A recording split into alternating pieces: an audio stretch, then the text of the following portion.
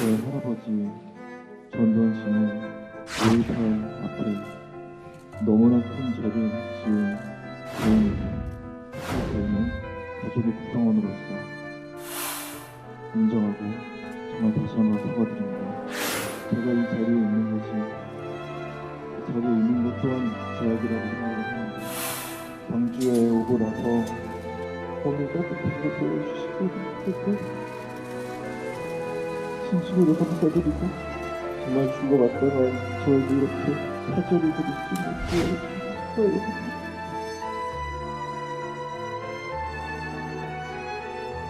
진심으로 사죄드립니다. 감사합니다.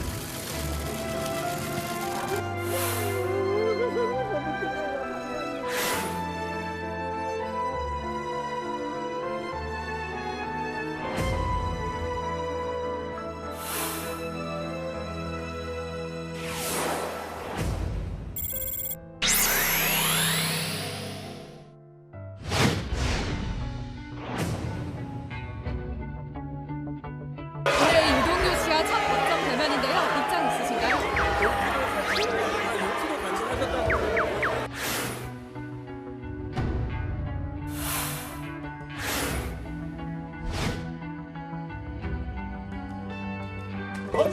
하실 거 있으신가요? 전에 말씀하실 거 있으신가요? 뭐 특별하게 없습니다. 어차피 뭐좀 거짓말을 좀 안 하고 그렇게 했다면 좋겠다 말씀드리겠습니다.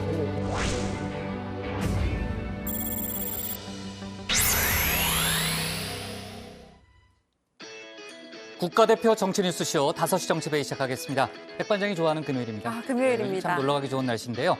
자, 앞서 저희가 영상에서도 봤습니다만 전두환 씨의 손자 우원 씨가 오늘 광주를 찾았고 또 5.18 피해자들을 만나서 무릎을 꿇고 사죄를 했습니다.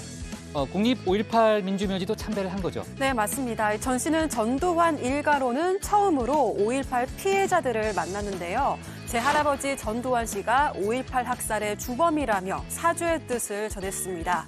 40여 년 만에 사과를 받은 유족들의 오열이 터져 나오기도 했는데요. 5.18 민주묘지를 찾았을 땐 주변의 만류에도 자신이 입고 있던 옷으로 묘비를 닫기도 했습니다. 전 씨는 필요할 경우 5.18 진상규명위원회의 조사와 5.18 기념식 등에 참석하겠다는 의사도 밝히기도 했습니다. 네, 좀 전에 영상을 보니까 할아버지를 전두환 씨라고 본인도 부르면서 네. 죽어마땅한 저에게 기회를 줘서 감사하다는 본인도 이제 눈물을 좀 네. 훔치는 그런 모습을 좀 볼 수 있었는데 저희가 주민에서 자세한 내용을 짚어보도록 하고요. 자, 정치권 얘기로 넘어가서 좀 얘기를 해보면은 오늘 그 민주당 이재명 대표가 3번째 법정에 출석했잖아요. 대장동 사건이 본격적으로 불거진 이후에 유동규 전 본부장하고는 처음 대면을 한 거죠. 네, 맞습니다. 이 장외에서는 서로에 대한 입장을 밝히기도 했지만 직접 법정에서 만난 건 오늘이 처음입니다. 재판에 앞서 이 대표는 취재진의 질문에도 침묵으로 일관했는데요. 유 전 본부장은 거짓말은 안 했으면 좋겠다고 기존 입장을 이어갔습니다. 현장에는 찬반 집회 인파가 몰렸는데 이 대표가 맞지는 않았지만 한 남성이 달걀 2개를 투척하는 등 소란이 일기도 했습니다.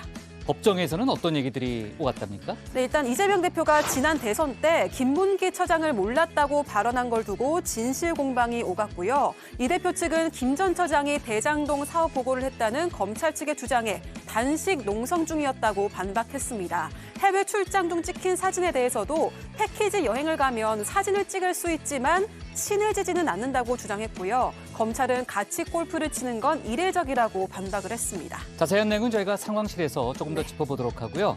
오늘 발표된 갤럽 여론조사에서 윤 대통령 지지율이 많이 떨어졌다는 거죠. 네, 맞습니다. 갤럽 여론조사에서 윤 대통령의 국정 지지율은 30%를 이거네요, 기록했습니다. 이 그래프죠. 네, 맞습니다. 지난 조사보다 4%포인트가 떨어져서 4개월 만에 최저치를 기록한 건데요. 한일 정상회담 직후 일본 후쿠시마산 수산물 수입, 그리고 일본 교과서 역사 왜곡 등 일본과 관련한 논란이 확산된 영향으로 보입니다. 대통령실은 조금 전 후쿠시마산 수산물 수입은 하지 않는다는 방침을 다시 한번 또 밝혔고요. 또 한미 정상회담 때 블랙핑크 공연을 하지 않는다는 또 그런 계획도 밝혔죠. 저희가 자세한 얘기는 정치 인사이드에서 짚어보도록 하고요. 들어가겠습니다. 네.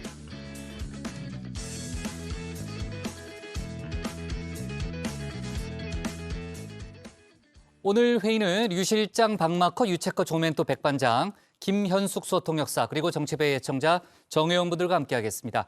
오늘도 속보 실시간 반영하면서 열어놓고 회의를 진행하죠. 회의가 진행되는 동안에는 정 의원분들의 의견 백반장이 잘 챙길 예정인데요. 오늘 응답하라 다정의 주제는 뭡니까?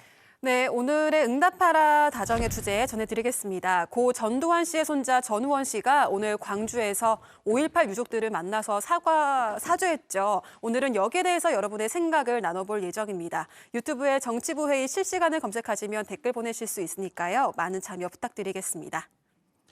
좋습니다. 자세한 의견은 잠시 후에 들어보는 걸로 하고요. 유한울의 뉴스픽 5부터 오늘의 정치부 회의 출발하겠습니다.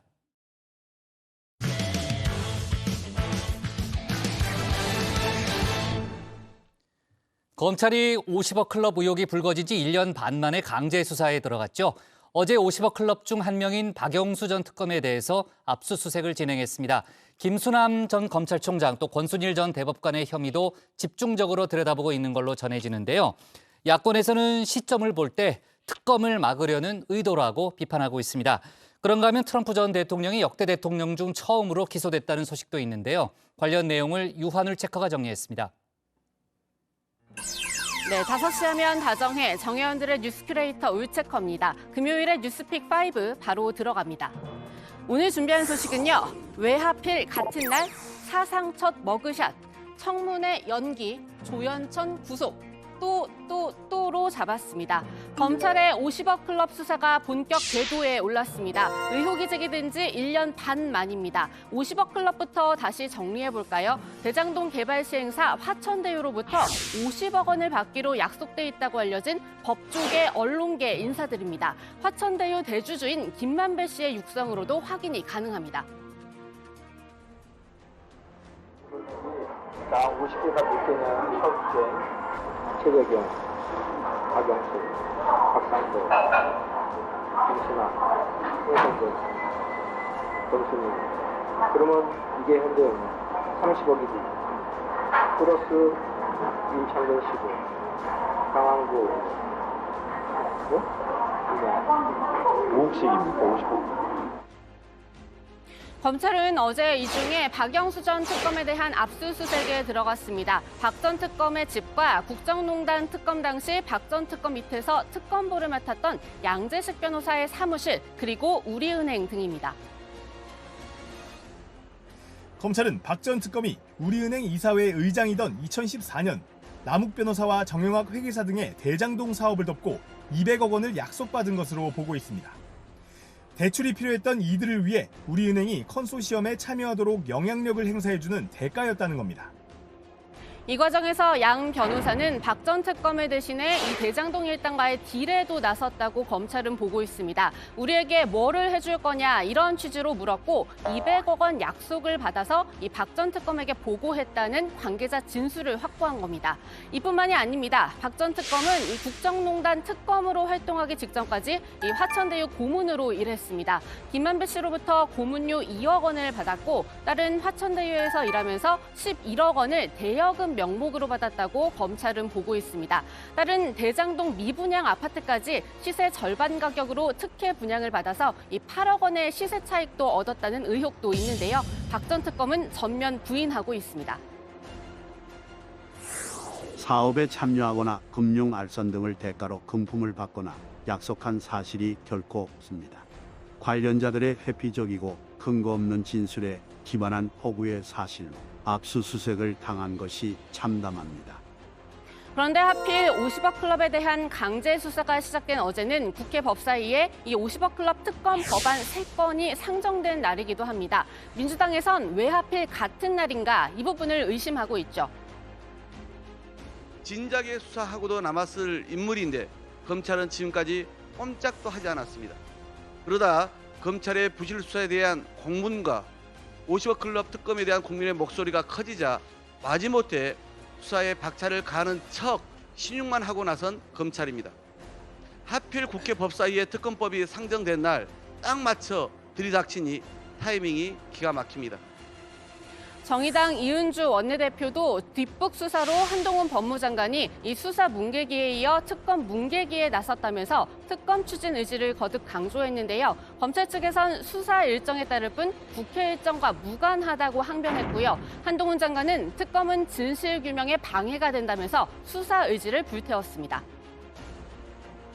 지금 단계에서는 제가 말씀드렸지만 지금 이 50억 클럽을 밝히기 위해서 가장 독하고 집요하고 끝까지 많은 인력을 동원해서 수사할 수 있는 수사팀은 저는 지금 수사팀이라고 생각합니다. 그런 차원에서 저는 특검보다 지금의 수사팀의 수사를 계속하게 봐주시고, 그리고 이게 여기서 나오는 결과물이 정말로 마음에 안 들 경우에는 이 수사팀의 결과, 종료된 결과, 이 결과를 근거로 다시 특검을 추진하시는 거 저는 그건 가능하다고 봅니다.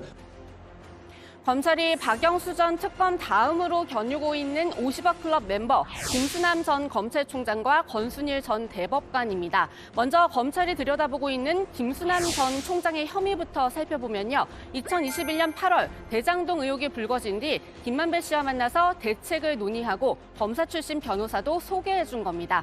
김만배 씨 공소장에 적시된 내용인데요. 김 씨는 앞서 김 전 총장을 비롯한 본인의 법조계 인맥 이렇게 과시하기도 했습니다.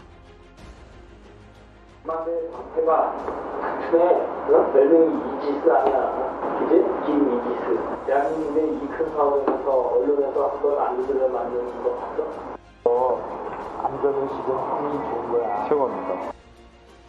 검찰은 또 김만배 씨가 이 김 전 총장이 몸담고 있는 법무법인의 변호를 맡기고 거액의 변호인 수임료를 내는 방식으로 범죄 수익을 은닉한 걸로도 의심하고 있는데요. 그리고 권순일 전 대법관의 경우에는 2020년 이재명 당시 경기지사의 공직선거법 위반 혐의와 관련해서 대법원이 무죄 취지로 파기환송한 일과 연관이 있다는 의혹을 받고 있습니다. 이때 대법원의 판결, 이재명 대표의 대선 도전을 가로막던 걸림돌을 말끔히 치워준 거였죠.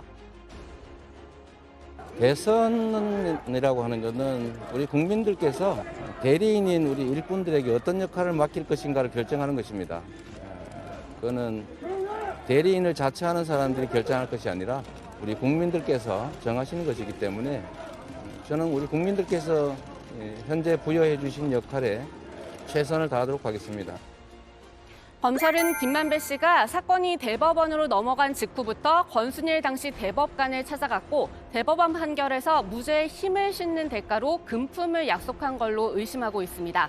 김 씨가 권 전 대법관을 만나고 오면 비공개인 이재명 대표의 재판 상황을 꿰뚫고 있었던 것도 정황상 증거로 보이는데요. 드러나지 않고 소부에서는 아직 2차 보고서도 왔어요. 근데 이제 형사적 공동연구관이 권 전 대법관은 2020년 말 대법관에서 물러나고 연봉 2억 4천만 원의 김만배 씨 회사와 고문 계약을 했습니다. 네, 김만배 씨는 지금까지 이 육성으로 들려드린 본인 발언들에 대해 재판 과정에서 허언이었다고 주장하고 있습니다. 하지만 검찰의 생각은 좀 다른데요. 그렇다면 검찰이 집요하게 들여봐야 할 부분이 하나 더 있죠. 바로 또 다른 50억 클럽 곽상도 전 의원 혐의에 대해서입니다. 1심 재판부는 아들 병채 씨가 이 화천대유에서 퇴직금과 성과금 명목으로 받은 50억을 박 전 의원에 대한 뇌물로 보기 힘들다고 판단했지만요. 이 역시 김만배 씨의 육성으로 생생하게 남아있는 부분입니다. 법무부 장관과 검찰총장 모두 공언한 만큼 이 부분도 2심 과정에서 확실히 밝혀내야 할 것으로 보입니다. 두 사람은 구분적으로 안 되지. 박상도 그거는 그거는 그렇습니다. 아들한테 대상을 아니 그거는 다른 사람보다 아들한테 도둑대 내고 하지 말죠. 두 번째 픽은 사상 첫 머그샷입니다. 트럼프 전 미국 대통령이 경찰을 피해 달아나고 결국 거세게 저항하면서 붙잡힙니다. 지난주 해외 누리꾼 사이에서 화제가 됐던 이 AI로 만든 가짜 이미지들인데요. 트럼프 전 대통령, 실제로 미국 역대 대통령으로선 처음으로 형사 기소됐습니다. 바로 이 여성과 있었던 일 때문입니다. And this community has a history of standing up to bullies and speaking truth to power, and I'm so very, very lucky to be a part of it. 네, 전직 포르노 배우인 스토미 데니얼스, 2006년 네바다주의 한 골프장에서 트럼프 전 대통령과 만나 성관계를 가졌습니다. 그리고 2016년 트럼프가 도전한 대선 국면에서 이 사실을 폭로하려고 합니다. 그러자 트럼프 전 대통령의 집사로까지 불리던 마이클 코언 변호사는 침묵을 지켜달라면서 13만 달러를 건넸는데요. 트럼프는 마이클 코언의 개인 행동이라면서 선을 그어왔습니다.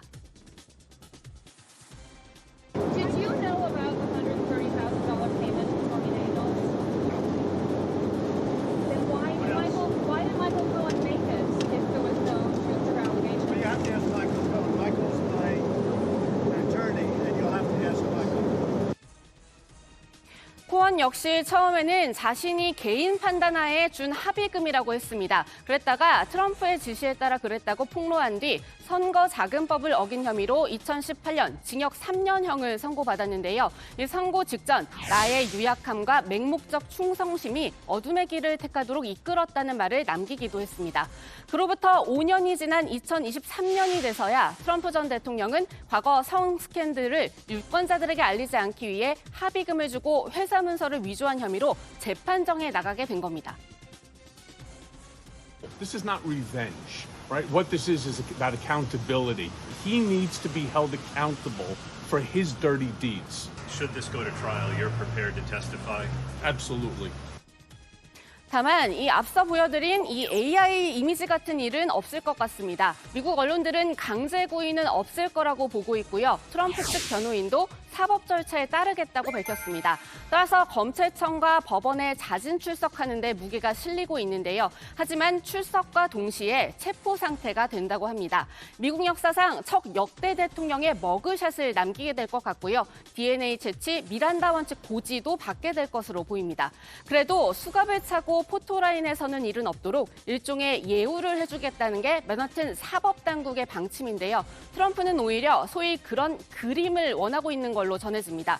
정권 탄압 이미지를 통해 지지층의 결집을 노리는 겁니다. Breaks my heart that this great man, our great president, who loves his country and all of us Americans, he loves us. He really does. And it just breaks my heart that he, his family, his staff, all of us, we have to go through this. How dare they pull this, you know what.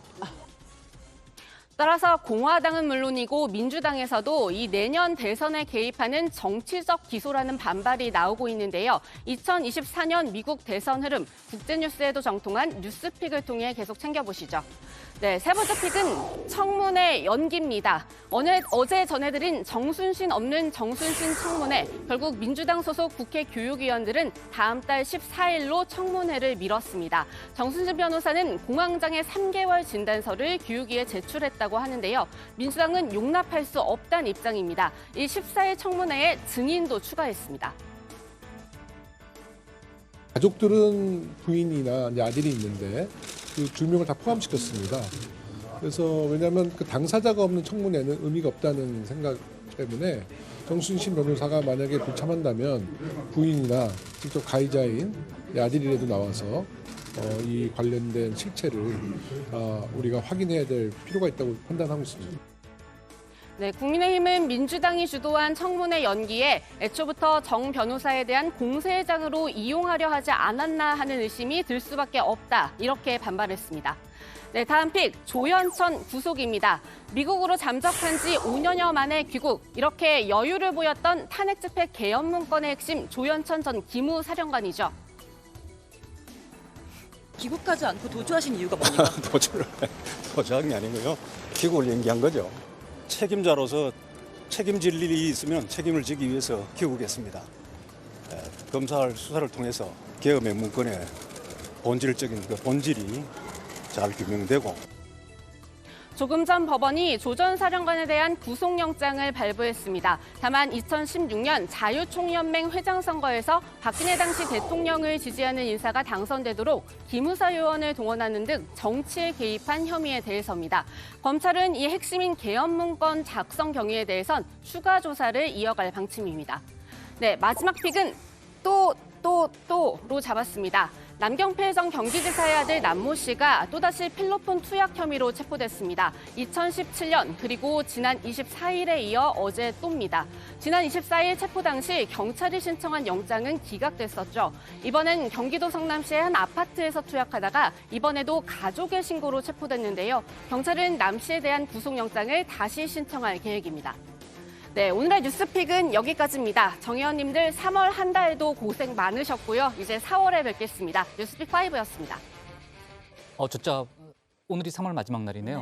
네, 참 시간 빠릅니다. 자, 야권에서는 검찰의 50억 클럽 강제 수사에 대해서 반발을 하고 있습니다. 비판을 하고 있죠. 특검 법안을 어제 법사위에 상정한 날 검찰의 강제 수사 방침이 이제 알려졌기 때문인데요. 지금 민주당과 정의당이 제출한 특검 법안이 있잖아요. 하지만 디테일에서는 좀 차이가 나는 거죠.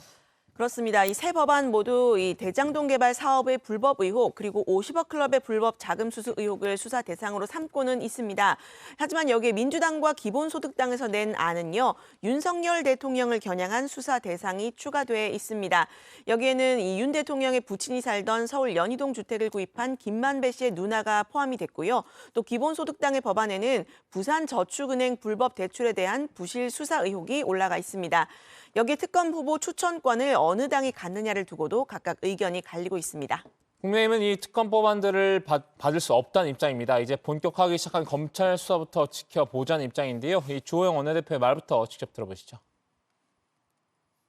제가 언론을 통하든지 간접적으로 전해 들은 바에 의하면 대장동 수사의 본질적인 수사가 끝나고 나면 하려고 했다. 이렇게 제가 전해 들은 것 같습니다. 들은 것 같고 어제 법안 상정이 되고 뭐 우연인지 원래부터 계획이 있었는지는 모르겠습니다만은 저는 일관되게 50억 클럽이 있는지 없는지는 모르겠지만은 의혹이 제기된 이상 국민적인 의혹을 완전히 깨끗하게 해소하지 못하면 특검으로 갈 수밖에 없다는 점을 누차 강조를 해왔습니다. 김기현 대표는 이 민주당이 낸 50억 클럽 특검 법안에 민주당이 특검 추천권을 갖는 것으로 돼 있는 부분을 지적을 했는데요. 이 국정농단 사건을 수사했던 박영수 전 특검, 또 이재명 대표의 이 정치 생명을 기사회생시킨 장본인인 권순일 전 대법관이 들어가 있다는 점을 지적을 했습니다. 이 고양이에게 생선을 맡기는 셀프 특검이자 도둑에게 지갑을 맡기는 격이라고 했습니다. 민주당은 국민의힘이 시간 끌기에 들어갔다 이렇게 주장을 하면서요. 김건희 특검과 함께 쌍특검을 패스트트랙에 태우자. 오늘 정의당에 다시 한번 촉구를 했다는 거죠. 네, 그렇습니다. 민주당 박홍근 원내대표는 다음 주까지는 국회 법사위에서 쌍특검 심사를 끝내야 한다면서 사실상 시한을 정해놨습니다. 정의당을 향해서 여당의 입장 변화를 이끌어내기 위해서라도 양특검법을 신속 처리 안건으로 하루빨리 지정해야 한다는 점을 정의당도 모를 리 없다고도 했는데요. 하지만 정의당은 처음부터 패스트트랙은 안 된다는 입장이 확고합니다. 과정과 명분을 쌓아나가는 것이 필요하고 만약에 그러지 않고 지금 뭐 법사위 올라갔는데 그거 되지도 않을 일이다. 이렇게 해버리고 그냥 패스트트랙으로 바로 가게 된다라고 한다면 저는 이것이 또 다른 뭐 대통령 거부권이라든가 이런 문턱에 걸릴 수도 있다고 봅니다. 네, 민주당으로서는 이 국회 본회의 차원의 패스트트랙을 태우자니 정의당과의 협조가 현재로서는 어려운 상태고요. 또 국회 법사위에선 캐스팅 보터로 통하는 조정훈 시대전환 의원이 있죠. 조 의원은 50억 클럽 특검에 대해서 5월이든 6월이든 검찰 수사 결과를 지켜보고 국민들이 납득하지 못하고 정치권이 납득하지 못한다고 하면 특검을 갈 수 있다고 오늘 밝혔습니다. 다만 검찰과 법무부가 구체적인 시간표를 제공해야 한다고 생각한다. 이렇게 덧붙였습니다. 그렇군요. 자, 유채거 오늘의 원픽은 어떤 걸로 잡을 거예요? 네, 오늘의 원픽입니다. 50억 클럽 특검 법안 상정하자 압수수색, 야권 특검 문객이 반발.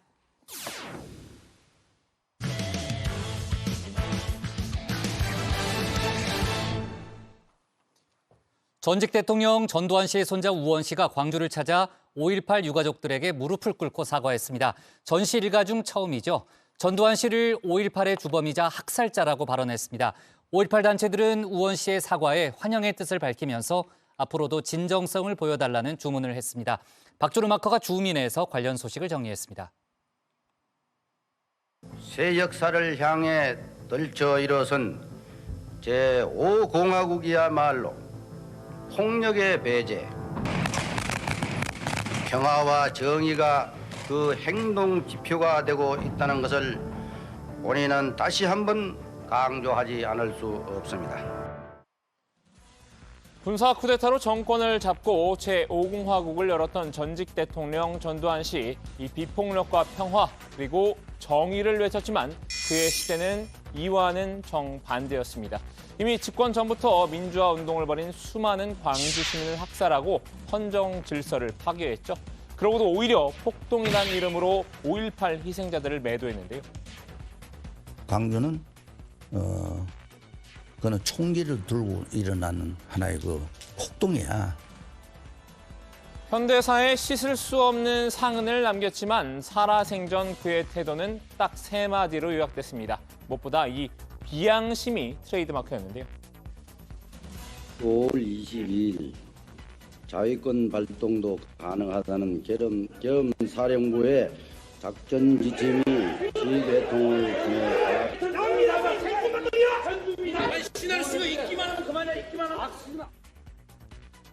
5.18 민주화운동 이후 9년 만에 열린 국회 청문회. 전두환 씨는 귀를 닫고 오로지 자위권 발동만을 되뇌었습니다. 그 후 김영삼 전 대통령의 문민정부가 출범한 이후인 1996년에야 처음으로 법정에 서게 되는데요. 1심에서 내란과 내란 목적 살인죄로 사형 선고를 받았죠. 대법원은 무기징역으로 감형했는데요. 뒤늦은 역사의 단죄로 여겨졌지만 하지만 그것도 잠시였습니다. 이 정치적인 고려에 의해서 전 씨가 사면되면서 그 의미가 퇴색된 겁니다. 확정 판결을 받은 지 불과 8개월 만이었는데요. 교도소를 나온 전 씨, 그야말로 뻔뻔 그 자체였습니다.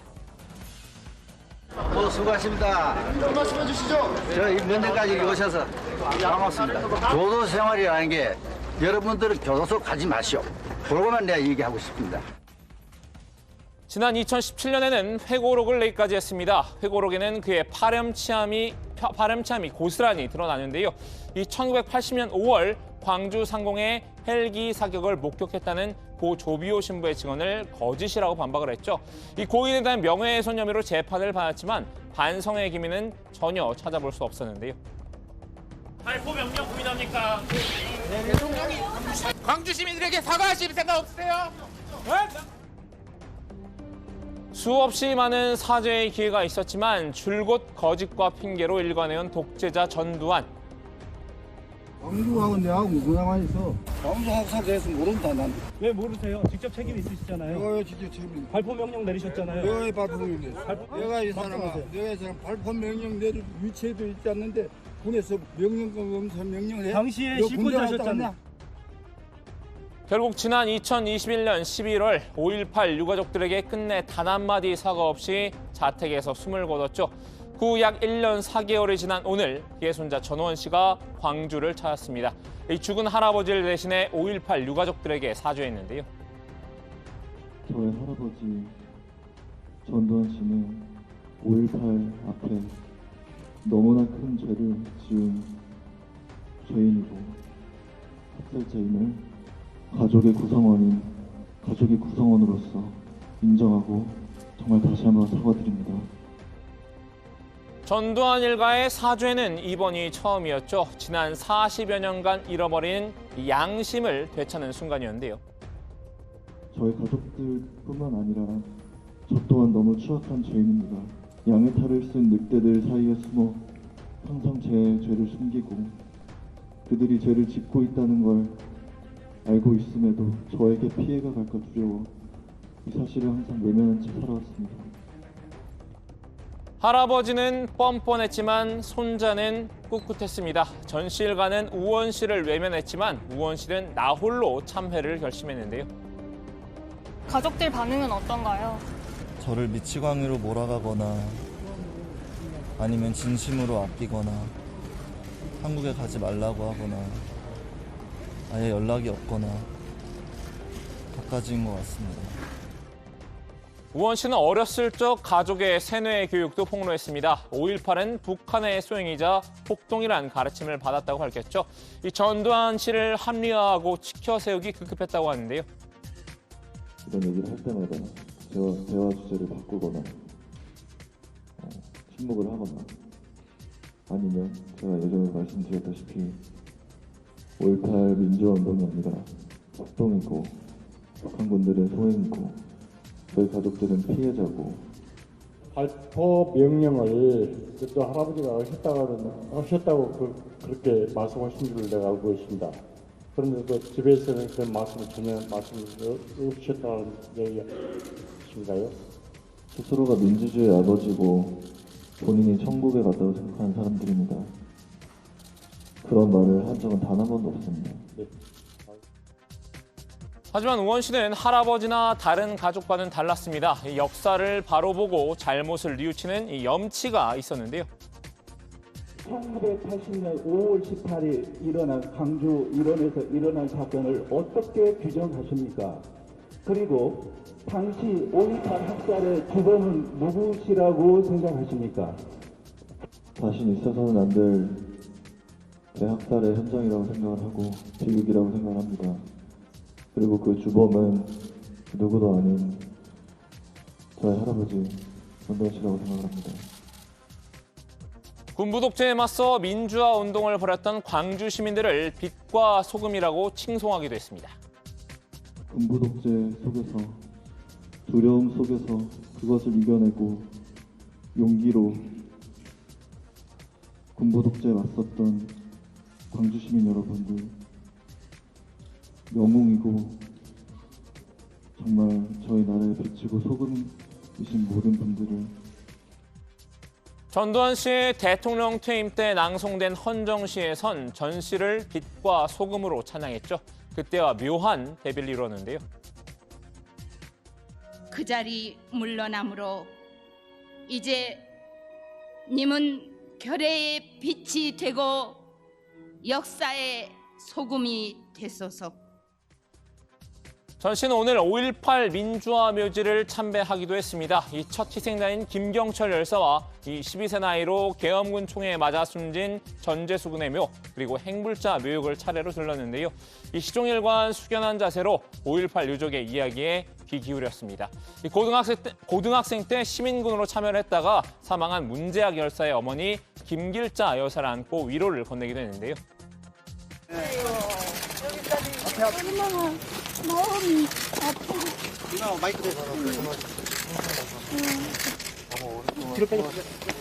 이것이 이 사과가 일로 끝날 것이 아니라 앞으로 내가 이렇게 전두환이 손자인데 이렇게 왔다고 반갑게 맞아주라고 말도 하고 언제나 그렇게 했으면 좋겠어요. 일각에서는 이런 우원 씨를 신중하게 지켜봐야 한다는 목소리도 있습니다. 우원 씨의 뜻은 높이 사지만 진정성이 있는지 앞으로 행보를 지켜본 뒤 판단할 일이란 건데요. 하지만 5.18 단체들은 대체적으로 우원 씨의 양심 고백과 사죄를 반기는 분위기입니다.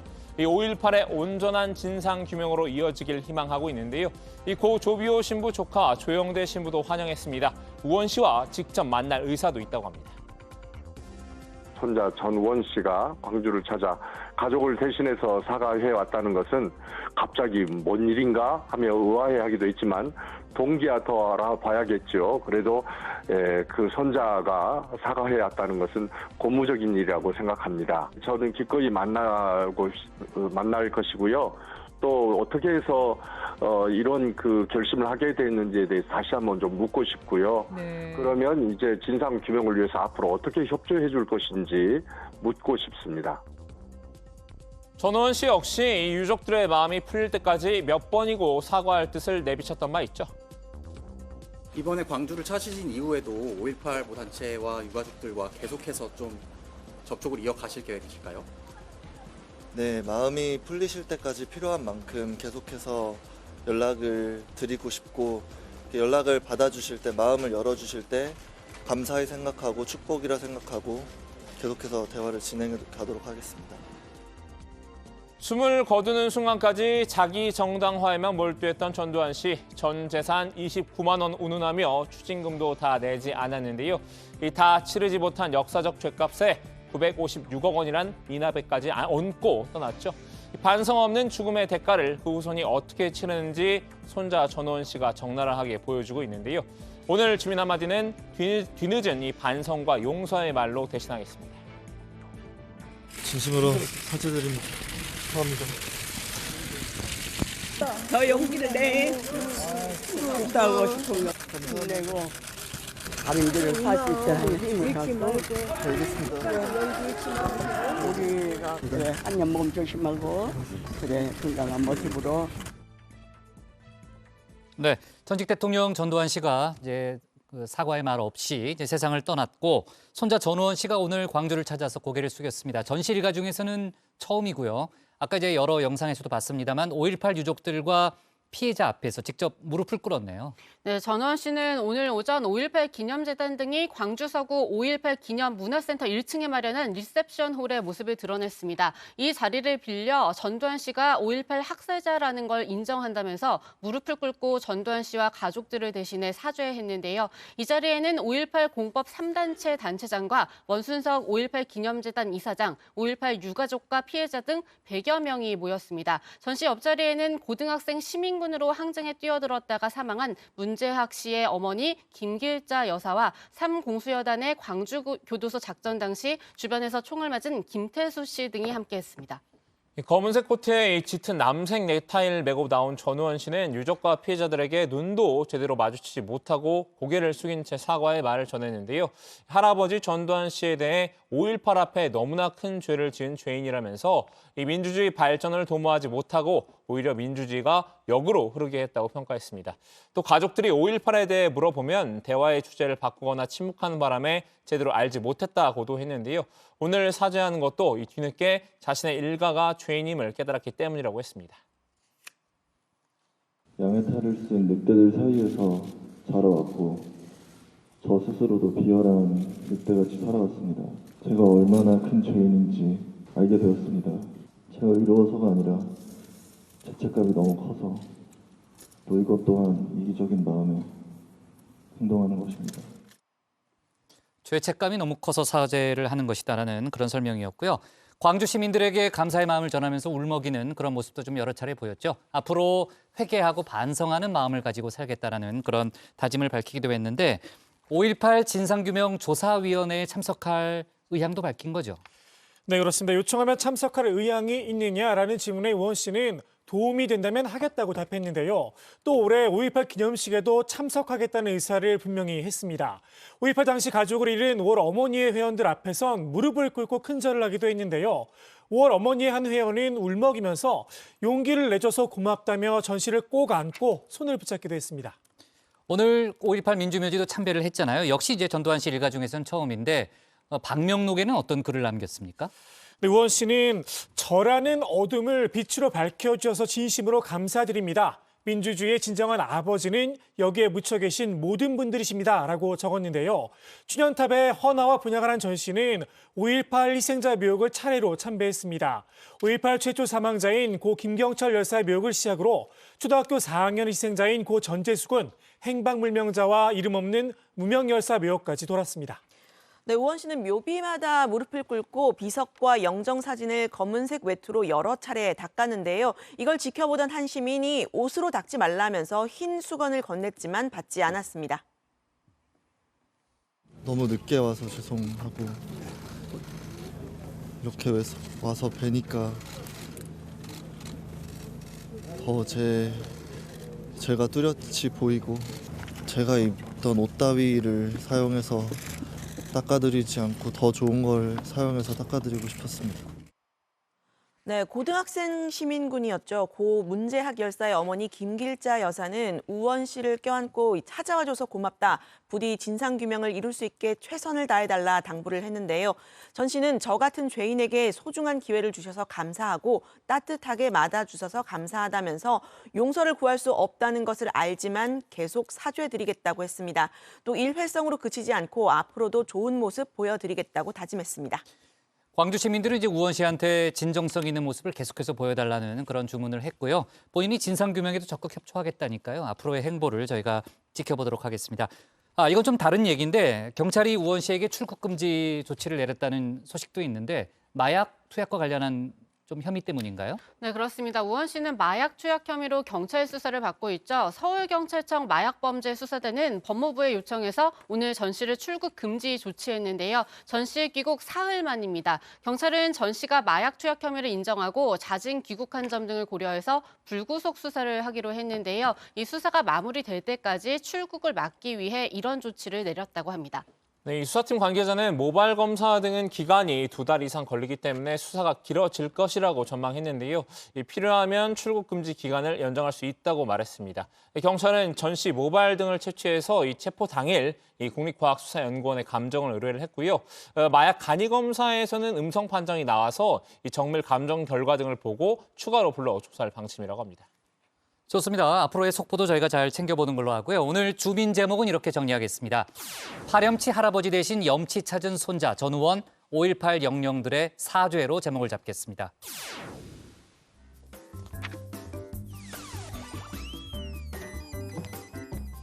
안녕하세요. 정치부회의의 소통시간 백반장입니다. 오늘 거리를 걷는데 꽃 피운 나무들이 많더라고요. 이제 정말 완연한 봄이 찾아온 것 같습니다. 서울의 벚꽃 개화 시기는 4월 3일이라고 하는데요. 주말 동안 봄나들이 계획하시는 분들 많으실 텐데 고운 풍경 많이 보고 오시면 좋겠습니다. 네, 오늘의 소통 주제는 전두환 손자 전우원 5.18 사죄, 여러분의 생각은입니다. 먼저 다정회에서 미리 살펴본 댓글들 보겠습니다. M55V님, 전 씨 일가 중 유일하게 잘못을 인정하고 사과한 것에 의미를 두고 앞으로 전 씨 일가에 대한 추징금 환수, 죗값을 치르게 하는 시작점이라고 생각하면 칭찬해줘야지요라고 하셨습니다. 그리고 메간님, 역사 앞에 수많은 눈물과 피해 조그마한 위로가 되길 바랍니다. 대한민국 화해의 역사의 한 축으로 삶의 방향을 걸어가시길 바랍니다라고 하셨습니다. 마지막으로 NSM4님, 사과 이전에 치료가 우선이고 그 다음 마약 죗값을 치르고 그 다음에 사과를 해야 진심이 담긴 사과라고 할 수 있다라고 하셨습니다.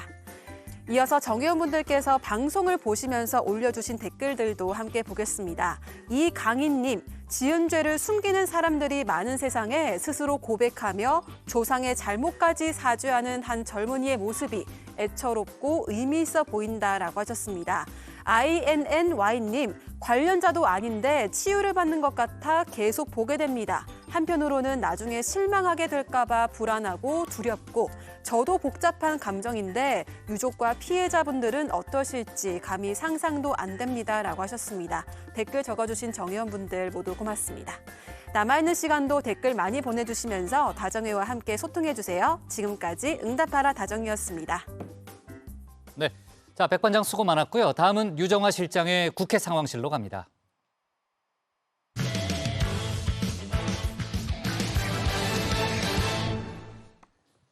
민주당 이재명 대표가 오늘 공직선거법 위반 혐의 재판에 세 번째로 출석했습니다.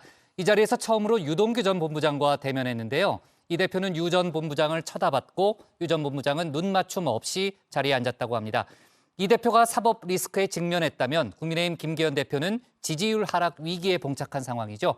관련 소식을 유정화 상황실장이 정리했습니다. 제가 시장 재직 때는 몰랐고요. 그러니까 뭐 합의 직원이었으니까. 제가 이분을 알게 된 거는 도지사가 돼서 재판 받을 때 이 사람의 존재를 알게 됐고. 오늘 이재명 대표랑 만나시는데 전에 말씀하실 거 있으세요? 뭐 특별하게 없습니다. 좀 거짓말들 좀 안 하고 나한테 했다면 좋겠다.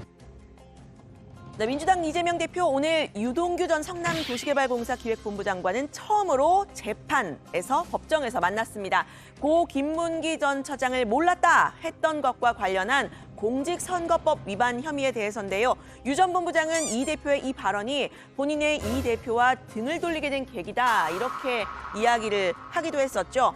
오늘도 거짓말 좀 안 했으면 좋겠다 이 대표를 겨냥했습니다. 이 대표는 말 없이 굳은 표정으로 법정으로 들어갔는데요. 주변에서는 이 대표의 지지자들 그리고 반대자들 사이에 몸싸움이 일어났습니다. 이 대표를 향해서 달걀 2개를 투척한 80대 남성도 있었는데 현장에서 경찰에 연행됐습니다. 오늘 유동규 씨와 첫 법정 대면인데요. 입장 있으신가요?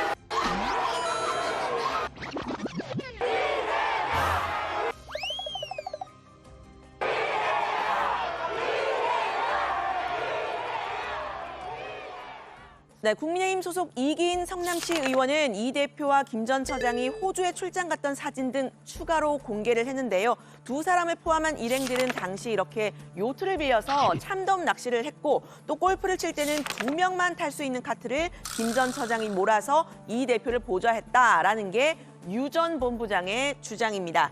반면에 이 대표 측은 해외 출장 16차례나 있었고 이 출장 때마다 성남시 공무원 10여 명이 가서 김 전 처장을 기억하지 못했다 이런 입장인데요. 지난 몇 차례의 재판에서는 어떤 사람을 안다, 모른다 이렇게 말하는 건 주관적인 개념이다. 그리고 호주 출장 사진과 영상을 봐도 두 사람이 눈을 마주친 일은 없지 않았냐 이렇게 반박을 하기도 했습니다. 검찰은 오늘요 김 전 처장이 이재명 당시 성남시장에게 대면 보고를 했다라면서 보고서를 제시를 했는데 이 대표 측은 업무 일지에 있는 2층 보고라는 부분만 보고 검찰이 직접 대면 보고한 것이라고 해석을 한 것이다 이렇게 반박을 했습니다. 누가 거짓말을 하고 있느냐 이런 진실 공방이 벌어지고 있는 상황이죠. 그런데 이 대선 당시의 발언을 선거법 위반으로 기소하는 건 정적 제거를 위한 거다라는 게 기본적인 민주당의 프레임입니다. 어떤 대통령도 상대방 경쟁자를 선거법 위반으로 고소한 적이 없어요. 네. 그런데 윤석열 대통령이 유일하게 이재명 대표를 고발을 해가지고 지금 기소가 됐잖아요. 네, 공직선거법 혐의로 이 격주로 재판에 출석하고 있는 이 대표, 다른 검찰 수사들도 계속되고 있는 상황이죠. 추가 체포동의안 전망도 나오는 상황인데 여기에 어제 국민의힘 하영재 의원의 체포동의안이 국회에서 가결이 된 상황입니다. 국민의힘은 앞서 이재명 대표와 노웅래 의원의 체포동의안 부결을 언급하면서 민주당을 압박했는데요. 자당 대표와 의원의 체포동의안에는 부결을 던졌으면서 어제는 최소 57표 이상의 가결표가 민주당에서 나왔다면서 내로남불이라고 한 겁니다. 법적 절차에 따른 것이어서 피할 수 없었던 일이라 하더라도 동료 의원의 이 체포 동의안에 가표를 던지는 마음이 매우 무거웠습니다. 이재명 대표 혐의는 하 의원의 혐의와 비교해서 훨씬 더 중하고 무거운 것이었습니다. 이번 경우에도 내로남불 사례로 올해 기록될 것 같습니다. 네, 김기현 대표는 만약에 이 대표의 체포안이 다시 국회로 온다면 불체포 특권 뒤에 숨지 말라 직격을 했는데요. 민주당이 적어도 양심이 있는 정당이면 이재명 대표가 가지고 있는 그 단군 이래의 최대의 비리 의혹이라는 사태에 대해서 계속해서 국회를 방패막으로 삼는 그런 잘못된 행동들을 즉각 시정해야 할 것입니다. 네, 반면 민주당은 하 의원과 이 대표 사례에 다르다는 입장입니다. 억까, 즉 억지로 까지 말라 이런 말도 했는데요. 이 대표는 야당 대표로서 정치 탄압을 받은 것이고 하 의원은 개인 비리로 개인 비리 사건이고 본인도 그걸 부인하지 않았다고 말했습니다. 대장동 사건이나 이런 사건들 보면은 객관적인 증거 하나도 없고 그러니까 정치 탄압이라고 부르는 것인데 하영재 의원 같은 경우에는 본인이 실제 인정한 녹취록이 있다라고 하고 뭐 본인이 거기에 대해서 부인하는 얘기를 하지 않아요. 그래서 사안 자체가 완전히 다르다. 그러니까 지금 하영재 의원은 여당 의원입니다. 네, 저희가 야당 의원들 같은 경우는 실제로 혐의를 부인하고 있고 그리고 실제 정치 탄압을 받고 있다라는 상당한 국민적 공감이 있고. 네, 여기에 하 의원이 소위 친윤계가 아니다라는 점도 강조를 했는데요. 대선 당시에 이 하 의원이 홍준표 의원의 비서실장이었다라는 겁니다. 국민의힘 의원들은 줄줄이 불체포 특권 포기 선언을 했었죠. 이것도 결국 친윤 줄석의 일환이라고 깎아내렸습니다. 하영재 의원이 홍준표 대선 주자의 비서실장이었어요. 그래서 이제 그 당 안에서는 친윤이 아니면 어떻게 된다라는 그런 시그널이 될 수 있을 가능성이 있다. 51명이 서명을 쭉 하잖아요. 일사불란하게 불체포 특권 포기하겠다고 줄 서는 거 보면서 야 정말 친윤 체제로 확실하게 됐구나. 네, 물론 이 대표의 사법 리스크에 대한 당내 비판의 목소리도 있는데요. 들어가서 더 이야기를 해보겠습니다. 이번에는 국민의힘 김기현 대표 이야기를 해보려고 하는데요. 대표 당선 20여일 만에 지지율 하락 위기에 봉착을 했습니다. 오늘자 한국갤럽 정당 지지율 조사 보시면요. 국민의힘과 민주당의 지지율 33%로 동률입니다. 국민의힘 전당대회가 있었던 3월 첫 주에는 국민의힘이 10%포인트 차로 앞섰다가 점점 같은 지지율로 수렴하는 모습인데요. 어떤 정당도 지지하지 않는다라는 이 무당층이 29%로 지난주보다 4%포인트 는 점이 눈에 띕니다. 양당 지지율 33%와 오차범위 내인데요. 김 대표가 과제로 내걸었던 두 가지, 윤석열 정부의 성공과 내년 총선 승리, 이 두 가지죠. 전자를 위해서는 오늘 취임 후에 처음으로 PK 지역을 방문해서 윤 대통령의 부산 엑스포 유치 노력을 축혀 세웠습니다. 2030 월드 엑스포가 당초 윤석열 정부가 출범할 때만 하더라도 매우 어려운 여건에 놓여 있었습니다. 대통령께서 확고한 의지를 가지고 추진해서 지금은 상당히 가능성이 높아져 있는 상황으로 바뀐 것은 고무적이라고 생각합니다. 문제는 후자, 즉 내년 총선 승리에 대한 겁니다. 이걸 위해서는 중도화 전략을 구사해야 한다, 이런 주장이 나왔는데요. 다름 아닌 이준석 전 대표의 이야기입니다. 다만 이 전 대표는 김 대표가 그 길을 갈 수 있을지는 잘 모르겠다고 했습니다. 정치적 지형상 본인이 윤핵 관행의 등에 올라타가지고 대통령이 밀어가지고 당대표가 되니까 애매한 이야기를 계속 하잖아요. 대통령이 저러고 있는 상황 속에서는 황우여 모델로 가야 되거든요. 본인이 황우여 모델을 의식하고 있다고 하면 지금같이 할 수 없는 거거든요. 네, 밖으로 보이는 중도화 전략은 둘째치고 당내 연포탕도 아직은 끓이지 못한 상태죠.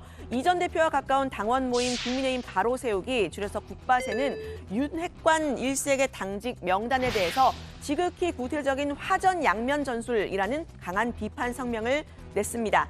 대표 경선에 나섰던 천하람 당협위원장을 포함한 천아용인을 중용해야 한다, 이런 당내 일각의 주장에 대해서는 친윤계인 이철규 사무총장이 김 대표 대신 나서서 아예 선을 그었습니다. 국민들의 공감을 얼마나 받는지도 지켜봐야 될 것이고요. 하여튼 마치 우리 당이 그들이 함께하면 그들이 당을 이끌어야지 개혁이 되고 거의 보수의 가치가 지켜지는 것처럼 알려진 것은 지금 이거 잘못된 시각이다라는. 네, 그렇게 구성된 친윤 당 지도부, 오히려 강경 보수 쪽에 구애하면서 논란이 되고 있는데요.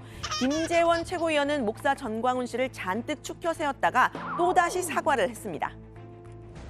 전광훈 목사께서 또 우파 진영을 전부 천하 통일을 해서 요즘은 그나마 방문이 우파 진영도 민주노총에 대항하는 그런 활동 무대가 되어서 그나마 앞으로 전자도 꺼내지 않겠습니다. 저는 앞으로 전광훈 목사님에 대해서는 이야기하지 않겠습니다. 하여튼 모두 다 제 잘못입니다. 네, 이에 대해서 천하람 당협위원장은 당의 상황상 이 전 씨를 비롯한 보수 유튜버들에 의존할 수밖에 없는 구조가 있다, 지적을 했는데요.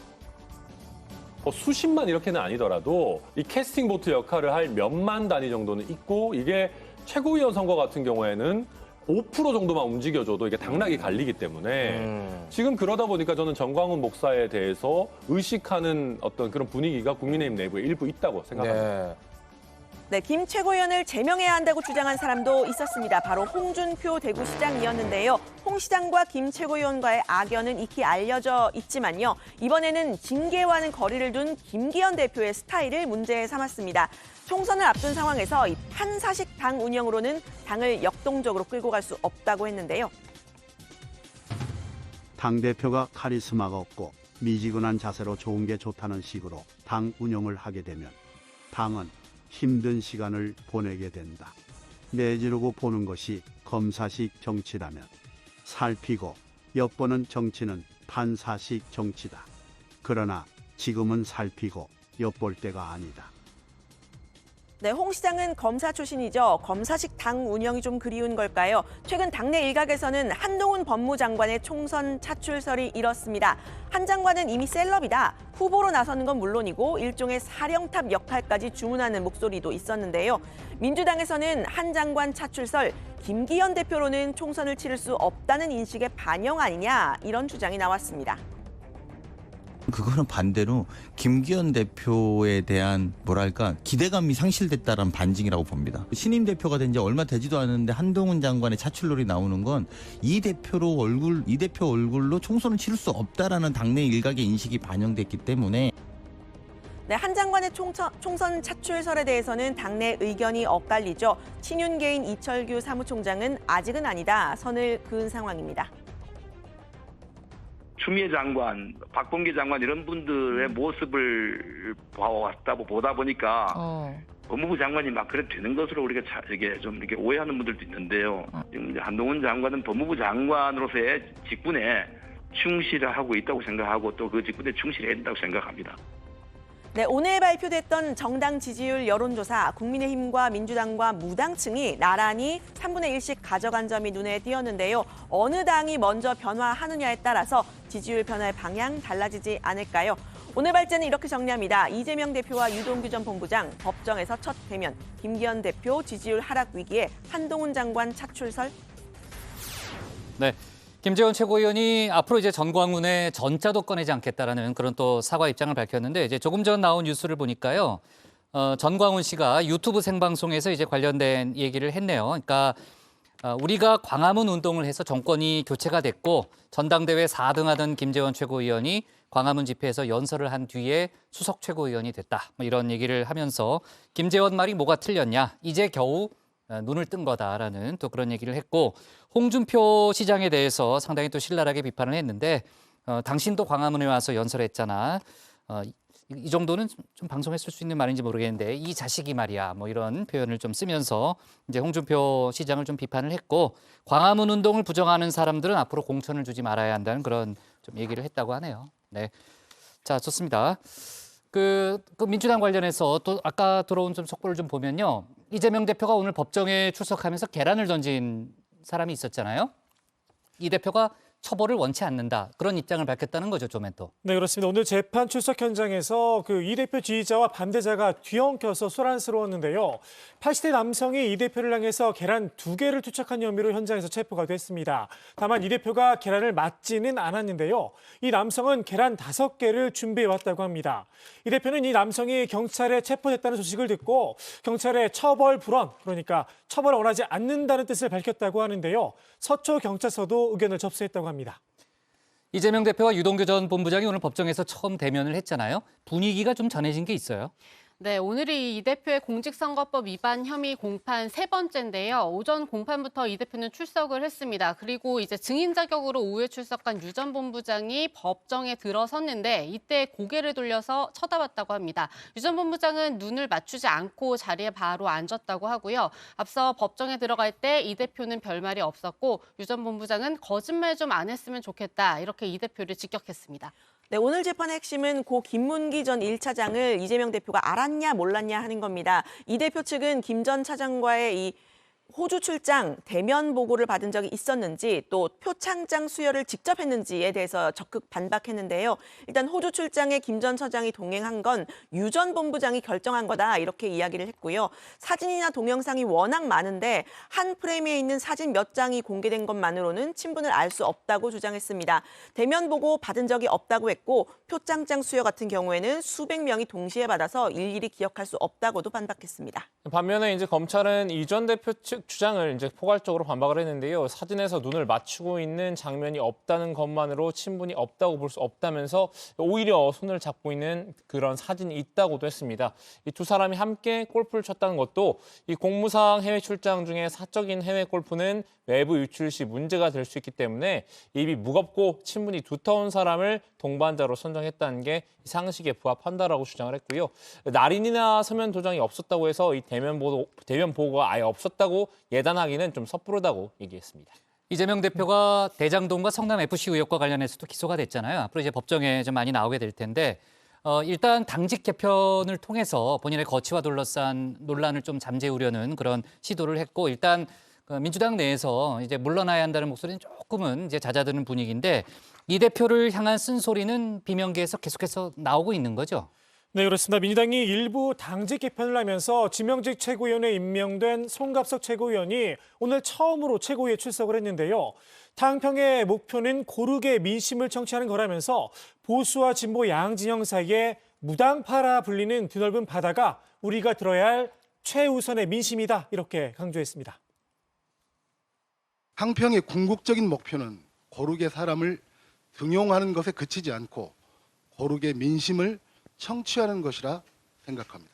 당평의 길에 소위 말하는 친명이든 비명이든 헌신적이고 열성적인 당원들이든 그 걸림돌이 되어서는 결코 안 된다고 생각합니다. 송 최고위원이 말한 열성적인 당원이 걸림돌이 돼선 안 된다는 건 이 대표 강성 지지자인 이른바 개딸을 언급한 거라 해석인데요. 팬덤 정치에 갇히지 말아야 한다는 주장을 편 것으로 보입니다. 자, 얼마 전 이재명 대표 부모의 무덤이 훼손되고 정체불명의 돌이 있었다는 그런 사실이 알려졌잖아요. 경찰이 수사를 해왔는데 결과를 발표했다는 거죠. 네, 맞습니다. 일단 이 대표가 직접 본인 소셜미디어를 통해서 알린 내용부터 다시 정리를 해보면요. 당시 이 대표는 일종의 흙주술로 무덤 사방 혈자리에 구멍을 파고 흉물을 묻는 의식으로 보인다면서 저로 인해 저승의 부모님까지 능욕당하셨다 이렇게 한탄을 했는데요. 이렇게 본 근거는 돌에 적힌 글자 때문이었습니다. 당시 2개의 돌이 발견됐는데 하나는 생명기, 즉 날생, 밝을명, 기운기 이렇게 적혀 있었지만 하나는 생명살, 즉 마지막 글자를 죽일 살로 추측을 한 겁니다. 네, 그런데 이 경북경찰청이 발표한 국과수 감정 결과에 따르면요. 2돌 모두 생명기, 즉 마지막 글자가 둘 다 기운기였다고 합니다. 경찰은 해당 글자를 학자 등 다수에게 문의를 한 결과 부정적인 의미가 아니라는 의견이 많았다고 했는데요. 훼손된 묘소는 왼쪽과 오른쪽 뒤에 3개의 구멍이 났다고 하는데 애초 훼손된 흔적이라고 봤던 앞쪽 구멍은 가족들이 예배를 위해서 십자가를 꽂다가 생긴 흔적이라고 알려졌습니다. 다만 경찰은 행위자의 의도와 범행 동기에 대해서는 범인을 검거한 뒤에 추가로 확인하는 절차가 필요하다고 했습니다. 네, 좋습니다. 김기현 대표가 오늘 PK 지역을 방문했잖아요. 부산 엑스포 유치 때문에 간 거죠. 네, 그렇습니다. 김 대표는 오늘 취임 후 처음으로 이 PK 지역을 방문해서 현장을 둘러봤습니다. 부산 현장 최고위에서 엑스포 유치를 위해 만전을 기하겠다고도 했는데요. 가덕도 신공항 예정지도 둘러봤습니다. 사실 오늘은 이 4.5 재보궐선거 사전투표 첫날이기도 한데요. 이 본인의 지역구인 울산을 방문해서는 이 교육감 보궐선거 투표에 참석을 하기도 했습니다. 김 대표는 지원 유세 차량에 올라서 윤 대통령을 뽑아놨는데 이를 못하게 막는 것이 오늘날 민주당의 모습이라면서 민주당 심판론을 주장하기도 했습니다. 자, 오늘 발제 이렇게 정리하겠습니다. 이재명, 유동규 법정서 첫 대면, 김기현 지지율 하락 위기에 한동훈 차출설로 제목을 잡겠습니다. 다음은 조익신 멘토의 정치 인사이드입니다.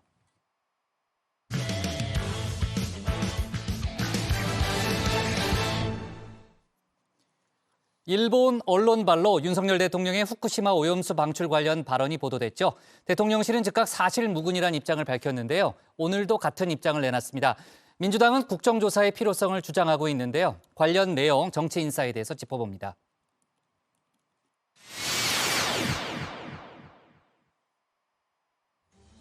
윤석열 대통령의 국정 지지율, 긍정평가는 지난주보다 4%포인트 떨어지면서 30%로 내려앉았습니다. 30%대의 말 그대로 턱걸이를 한 셈인데요. 지난해 11월 이후 최저치입니다. 반면 부정평가는 60%로 올랐죠. 부정평가의 이유, 응답자들은 외교, 일본 관계, 강제동원 배상 문제를 꼽았습니다. 미래를 위한 결단이었다는 한일 정상회담, 그 후폭풍이 만만치 않은 듯합니다. 강제동원 배상안만으로도 국민들을 설득하기가 버거운 상황이죠. 그럼에도 일본에선 마치 윤 대통령의 뒤통수를 노리는 듯한 언론 보도들이 이어졌는데요. 독도, 위안부, 소녀상, 후쿠시마 오염수 방류 문제까지 줄줄이 터져 나왔습니다. 민주당은 이번 한일 정상회담을 굴욕 외교라고 보고 있죠. 일본에 호구 잡힌 게 아니냐 날을 세웠습니다. 드라마 카지노의 호갱이라고 하는 캐릭터가 등장을 합니다. 자꾸 그 장면이 떠오르는 것이 서글픕니다. 꿀벌이 손님 하나 물어왔다고 소개시켜드린다는데. 아유, 좋은데요 뭐. 국민의힘은 민주당이 반일 선동머리를 하고 있다는 입장이죠. 대한민국 정부의 말보다 왜 일본 언론을 신뢰하냐는 겁니다. 민주당이 확인되지 않는 일본 언론을 인용해서 반일 선동몰이를 하고 있는 것에 유감입니다. 반일 감정을 앞세워 죽창가를 불러온 오더니 이제는 대한민국 정부의 말보다 확인되지 않는 일본 언론을 신봉하는지 묻지 않을 수가 없습니다. 일본 언론의 보도 근거 없이 나오지는 않았죠. 모두 한일회담 관계자 발이었습니다. 정부와 여당의 설명대로 오보들이라면 일본 측에서 장난을 쳤다는 건데요. 대통령께서 우리나라 외교안보 라인들이 일본의 그러한 구태를 몰랐나요? 일본은 항상 악수, 손 떨어지자마자 뒤통수를 쳐버리는. 그렇기 때문에 그러한 것을 충분히 감안해서 회담에 임하고 협상에 임했어야 됩니다. 그러니까 지금 뭐 청구서가 막 내려오잖아요. 일본의 언론 플레이 왜 예상하지 못했냐는 겁니다. 실제로 윤 대통령의 후쿠시마 오염수 방류 관련 발언을 전한 교도통신, 대통령실이 사실 무근이라고 분명하게 설명을 했지만 보시는 것처럼 톱뉴스에 고스란히 이렇게 버젓이 걸어 놓기도 했습니다. 명백한 가짜 뉴스라면 단호하게 대응해야겠죠. 야당 탓만 한다고 해결될 일이 아닙니다.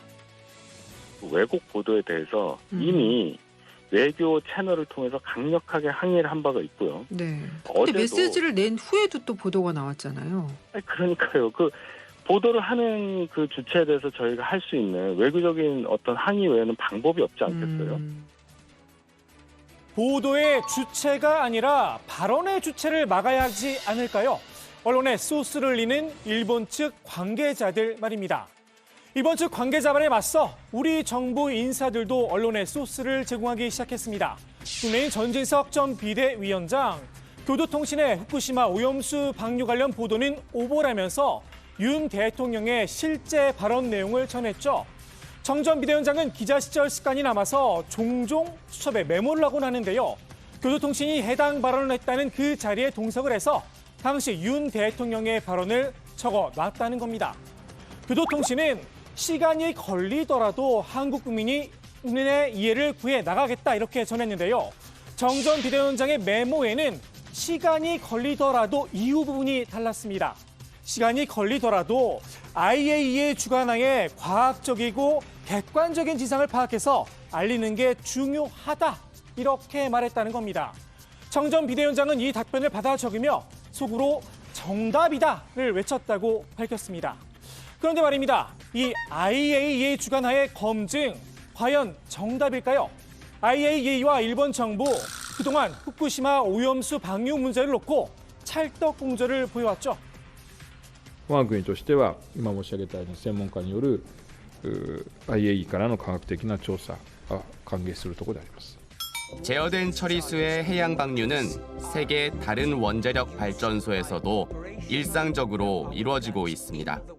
IAEA는 일본 측이 해양 방류를 하겠다고 하니까 그걸 환영한다는 그런声明을 더 냈어요. IAEA가 오염수 방류를 환영한다고요? 예. 지지한다. 일본 측의 계획을 지지한다. 결국은 이제 IAEA도 이제 결국은 그 원자력 옹호론자들이 이제 거기에 이 주류를 이루고 있지 않습니까? 그래서 때문에 문재인 정부에선 IAEA 조사와 더불어서 국제해양재판소 제소를 함께 검토했습니다. 국제해양법 재판소 제소, 국제조사단 검정 참여, 방사능 검사 체계 강화 등 우리 정부가 취할 수 있는 대응 조치를 점검하고 실행 방안을 논의하고자 합니다. 당시 일본 자민당에선 허세 그 자체다 우리 정부의 제소 방침을 비꼬기도 했는데요. 일본의 오만한 반응에 야당이었던 국민의힘도 발끈했었죠. 일본의 무례와 외교적 결례에 대해서 정부 차원에서 또 국민들께서 강력한 항의와 경고를 보내야 할 것입니다. 오염수를 쏟아내리는 일본 정부는 해양재판소로 가서 타당성 여부를 판단받아야 한다고 봅니다. 일본 따위에게 오염수 방류의 명분을 줬다며 정부를 질책하기도 했습니다. 문재인 정부도 지난 10월 정부 부처 합동 TF를 가동하면서 원전수 영향이 크지 않다는 취지의 전문가 의견이 포함된 보고서를 낸 경위에 대해서 분명하게 해명해야 할 것입니다. 일본 따위에게 오염수 방출을 합리화하고 정당화할 수 있는 어떤 빌미도 우리가 먼저 제공해서는 안 될 것입니다. 주호영 원내대표 지금도 같은 생각일까요? 문득 궁금합니다. 국제해양재판소 제소 사실 일본도 반대할 명분은 없습니다. 지난 1993년 러시아가 구소련 시절부터 무려 30년 동안 핵 폐기물을 몰래 바다에 버려온 사실이 알려졌는데요. 당시 국제해양재판소에 이 문제를 제기했던 게 바로 일본이었습니다. 지금 버리려고 하는 거에 1000분의 1을 버리려고 했는데 그리고 버렸어요. 그게 그린피스하고 일본 정부에 걸렸죠. 그렇죠? 러시아가. 그때 어떻게 했느냐? 옐전을 불러가지고 버리지 못하게 그리고 법에 허점이 있다. 국제해양법을 뜯어 고쳤어요. 그래가지고 다시는 버리지 못하게 한 일본이 오늘 거울 앞에 섰는데 오늘의 정치인사이드, 과거 우리 국민들을 분노케 했던 일본 강요의 발언으로 마무리합니다.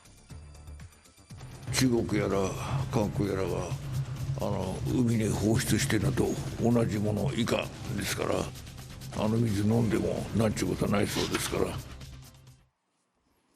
후쿠시마 오염수 방류 문제, 교도통신 보도에 대해서 어제 대통령실이 반박을 했고 오늘도 다시 한번 분명한 입장을 밝혔다는 거죠. 네, 대통령실 대변인실은 윤석열 대통령의 후쿠시마 오염수 방류 문제에 대한 입장을 구체적으로 다시 한번 밝혔습니다. 대통령은 정상회담 기간 중에 일본 측 인사들과 만난 자리에서 후쿠시마 오염수에 대해선 객관적이고 과학적인 방식, 국제 기준에 부합하는 검증, 그리고 그 과정에 한국 전문가가 참여해야 한다는 3가지 조건을 분명히 했다고 강조했는데요. 다만 IAEA와 관련된 언급은 없었습니다. 네, 대통령실 관련 입장 발표 이번이 3번째입니다. 윤 대통령은 국민의 건강과 안전에는 어떠한 타협도 있을 수 없다. 이런 입장을 다시 밝혔는데요. 이걸 최우선의 문제로 보고 있다는 겁니다. 따라서 후쿠시마산 수산물이 국내에 들어올 일은 없다고 못을 박았습니다. 민주당은 한일 정상회담에서 어떤 이야기가 오갔는지 진상을 규명해야 한다. 그러니까 국정조사가 필요하다. 국정조사 요구서를 제출한 상황이잖아요. 정의당은 국정조사보다는 청문회를 열자는 그런 입장이었는데 입장이 다소 바뀌었다는 거죠. 네, 그렇습니다. 정의당은 처참한 굴종외교를 바로잡고 역사와 국민, 국익을 바로 세우기 위해 모든 가용수단을 동원해야 한다면서 청문회와 더불어서 국회 국정조사를 촉구했습니다. 김희석 수석 대변인은 야당이 제출한 일제강제동원 굴욕회법과 굴종적 한일 정상회담 진상규명을 위한 국정조사가 즉시 진행되도록 여당인 국민의힘도 협조를 결단해야 한다 이렇게 밝혔는데요. 여야 간의 국정조사 협의와 실시까지 또 몇 주간을 손 놓고 있을 수는 없다면서 정의당은 국회가 열려있는 지금 즉각적으로 할 수 있는 합동청문회 실시를 제안한다 이렇게 덧붙였습니다. 국민의힘은 정상회담 등 외교는 통치 권한이기 때문에 국정조사는 불가하다는 그런 입장이고요. 아마도 정치권의 공방이 당분간 진행될 가능성이 있어 보입니다. 한미 정상회담을 앞두고 대통령실 외교안보 라인이 줄줄이 교체가 됐잖아요. 어제도 저희가 그 소식을 자세히 다뤘는데 민주당은 국회 운영위 소집을 요구하고 있죠. 네, 그렇습니다. 민주당은 이 외교안보 정책을 총괄했던 김성한 전 국가안보실장이 좀 급작스럽게 교체된 이유를 규명을 해야 한다면서 국회 운영위 소집을 요구했습니다. 이재명 대표는 정상회담 핵심 의제를 조율해야 하는데 이 석연찮은 이유로 외교안보 핵심들을 줄줄이 교체하는 비상식적 일이 벌어져서 국민들께서 걱정하신다고 말했는데요. 정청래 최고위원은 이런 비유를 들기도 했습니다. 들어보시죠. 용산궁에서는 도대체 무슨 일이 벌어졌는가? 궁중 혈투인가 궁중 암투인가? 중대사 미국 방문을 앞두고 의전비서관, 외교비서관에 이어 김성한 국가안보실장까지 교체했습니다. 국가대표 축구 경기 A매치를 앞두고 손흥민, 김민재, 이강인을 빼고 어떻게 경기를 치르려 하십니까? 네. 자, 아무튼 이번 줄사태의 신호탄이 됐다고 알려졌던 블랙핑크 공연, 대통령실이 조금 전 밝힌 바에 따르면 이번 한미 정상회담 일정에는 포함되지 않았다는 그런 설명이 있었습니다. 블랙핑크나 레이디 가가 모두 세계적인 가수이기 때문에 일정 조율도 쉽지 않다는 게 또 대통령실의 설명이네요. 자, 좋습니다. 오늘 정치부 회의는 여기까지 하도록 하겠습니다. 저희는 다음 주 월요일 오후 5시 정각에 다시 찾아뵙겠습니다. 수고했습니다. 일주일 동안. 네.